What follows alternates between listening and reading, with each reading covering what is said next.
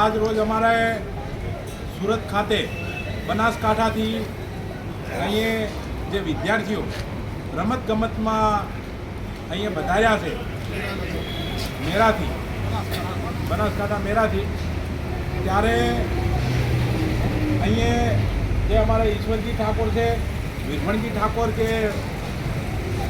અહીંયા રોજ એમને જમવાની વ્યવસ્થા પણ કરી છે. અમારે ભગત અહીંયા છે જેનાથી ભગત અને સાહેબશ્રી બનાસકાંઠાથી વધાર્યા છે છોકરાઓની અંગાને.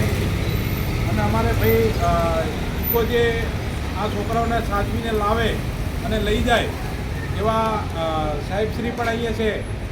આજે 2 દિવસ પહેલાં પણ 10-15 છોકરાઓ આવ્યા હતા અને આખી સુરત ઠાકોર સમાજની ટીમ મળી અને એમને રહેવા જમવાની ખાવાની વ્યવસ્થા પણ કરી હતી.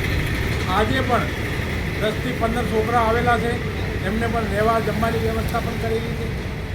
જ્યારે પણ સુરતની અંદર બનાસકાંઠાથી ફોન આવે, અમારા ઉત્તર ગુજરાતમાંથી વિદ્યાર્થીઓ અહીંયા કોઈ પરીક્ષા આપવા આવતા હોય, કોઈ પોલીસની પરીક્ષા આપતા હોય, કોઈ પોલીસ ભરતી માટે આપતા હોય, ત્યારે અમારો સુરત ઠાકોર સમાજના આગેવાનો ખડે પગે ઊભા રહે છે અને ખડે પગે ઊભા રહી આખા સુરત ઠાકોર સમાજ ભેગા થઈને અને સેવામાં ઉપસ્થિત થાય છે અને આખો સમાજ મળી અને બહુ ભાવે ભક્તિ સેવા કરે છે.